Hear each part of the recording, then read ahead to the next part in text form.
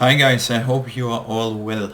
Today I would like to talk about a topic that has significantly increased in the last years, especially since COVID and the epidemic health crisis that we are enduring and facing these days.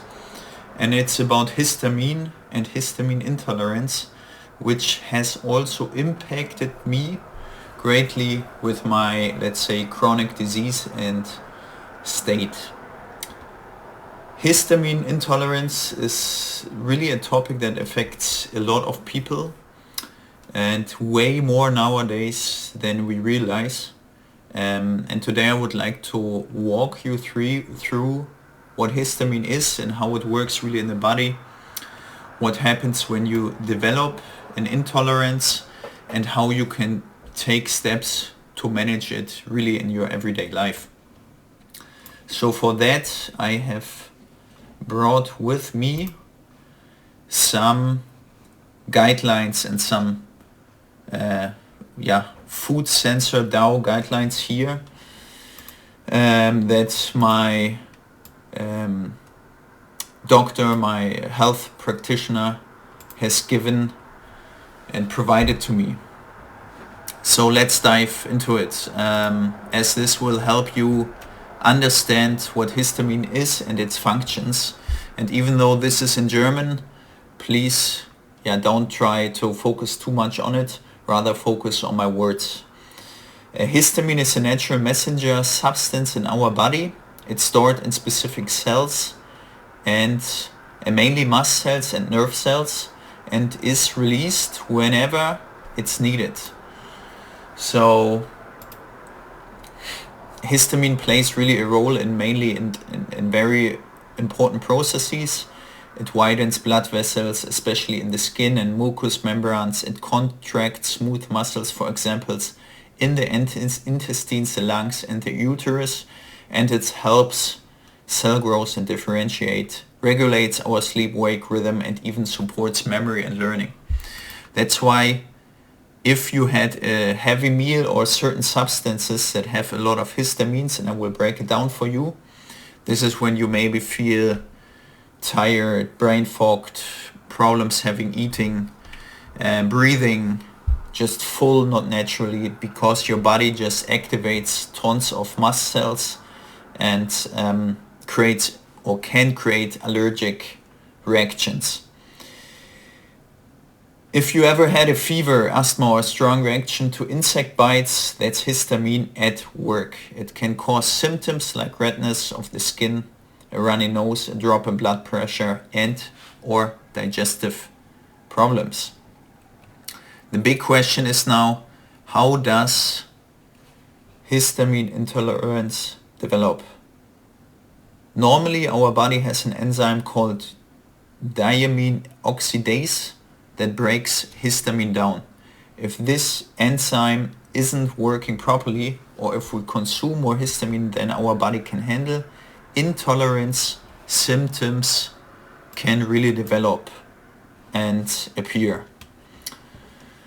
There are three main reasons for this. First, a lack of DAO, this enzyme. Some people produce naturally more, some less, and so on. It can also happen through foods and contain substances similar to histamine called biogenic amines found in bananas, walnuts, or pineapple. And third, some food act as histamine liberators. They don't contain much histamine themselves, but trigger our cells to release histamine. Examples are citrus fruits, strawberries, or chocolate. Finally, alcohol, certain medications, green tea, coffee can really block and make matters worse. So let's jump into the most interesting stuff.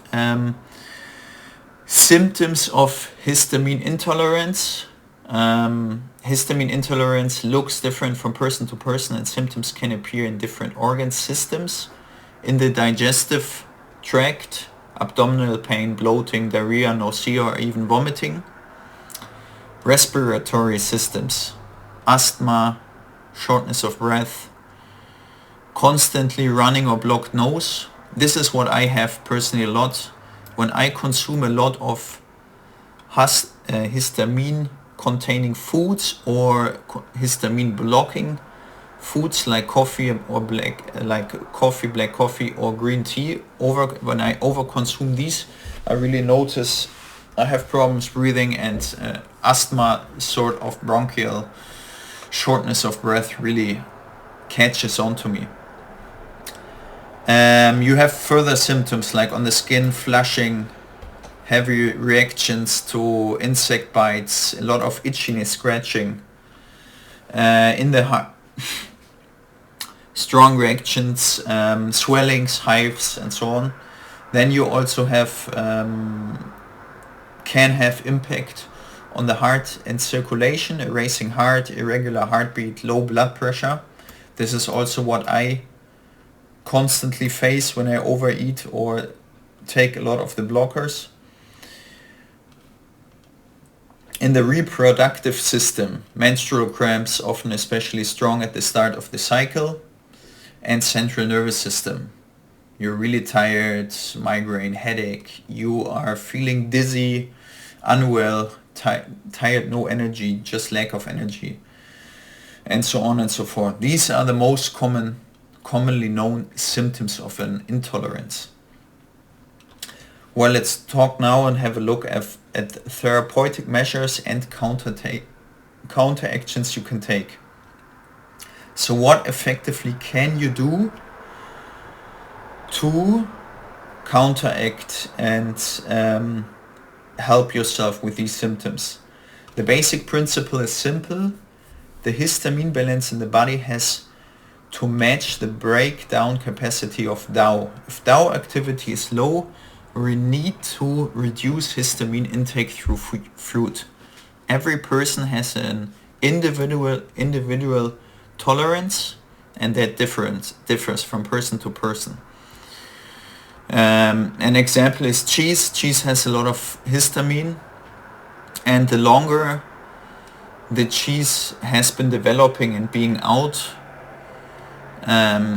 in terms of maturity, the more histamine it contains. And on the other side, every person can really handle histamine amounts differently. So the first step is obviously dietary changes. Avoid foods that are very rich in histamine, foods that contain biogenic histamines, and those that act as histamine liberators. For example, alcohol and medications that block DAO should also be limited if possible. Secondly is determine your individual tolerance. This often happens with the support of a nutritionist and involves testing by yourself. When you notice after some certain food and intakes that you feel really unwell, yet you have these symptoms, you should step by step, trial and error, figure out your individual histamine tolerance. And thirdly, also avoid additional stress factors. That means steering clear of things that block DAO activity like alcohol, certain painkillers, or other medications, and so on and so forth. Supporting measures are taking vitamin C, B6, copper, DAO supplements that really help you to increase the enzyme that reduces histamine and removes it faster from your system, and so on and so forth. In case of immediate acute reactions, there are also histamine blockers. These ones you probably know. Antihistamines prescribed by your doctor, which are very common when you're facing allergic seasons, and so on and so forth. Well, let's talk now about the interesting stuff. What foods are high in histamines and what the different characteristics of histamine are. We can first differ foods and products into especially histamine rich, meaning foods that are contain naturally high amounts of histamine, like cheese, smoked fish, sauerkraut, and so on. That I will still have a look at, or like tomatoes. Then you have histamine through fermentation. These includes food and drinks produced by fermentation, like beer, wine, yogurt, or soy sauce. As you see, you have sauerkraut here, pickles, and so on. Third category is histamine through breakdown processes. This refers to foods where histamine forms over time, such as aged meat, smoked fish, or long stored leftovers. The second last characteristic is histamine liberators. These are foods that trigger your own cells to release histamine, like tomatoes, citrus fruits, strawberries, or dark chocolate. And lastly, biogenic amines. These are naturally occurring substances similar to histamines found in foods like bananas, walnuts, or pineapple. They don't contain really high amounts of histamine in themselves, but put an extra burden on the metabolic pathways. So again, we have here tomatoes, especially ananas, bananas, pears, papaya, citrus fruits, and so on. So you have a really good overview. Let's have a look at some of the food group examples. For example, vegetables, sauerkraut, spinach, tomatoes here especially contain a lot of histamine. Fruits. What kind of fruits? Fruits are high in biogenic amines. So you see also here again, besides fruits not only having high amounts of biogenic amines, but they have a lot of sugar, they cause a lot of burden for the digestive tracts and so on. So another example of why, opposing to a lot of people's belief that fruits are actually healthy, maybe they are not that beneficial as we would also think always. Then histamine through fermentation, a lot in milk products, yogurt, cheese, quark, kefir, and also in meat products. Let's keep looking. Fish products, histamine through breakdown processes. You see here fish, clams, seafood,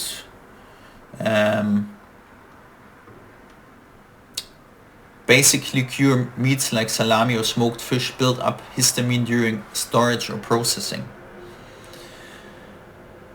Then also drinks here down have a lot of histamine through fermentation, beer, wine, prosecco, champagne, also spices, vinegar and soy sauce.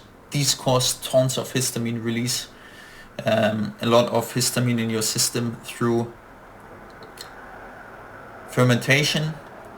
And maybe lastly, let's have a look at nuts. Also biogenic amine have walnuts, cashew nuts, cacao, chocolate, dark chocolate, walnuts, any sort of dessert or sweet foods that contain cacao, really high in histamine, the same as other foods like peas, chickpeas, soybeans, and so on. So what can also help you to track and check your histamine tolerance and your intake? A food diary. Since everyone's tolerance is different, one of the most effective strategies is to keep a food diary. Write down what you eat, how you feel. When symptoms appear over time, patterns will emerge that show you which foods are problematic and which ones can you tolerate? This helps you personalize your diet and avoid unnecessary restrictions. Well, having said that, I hope this was a good and clear short breakdown for you.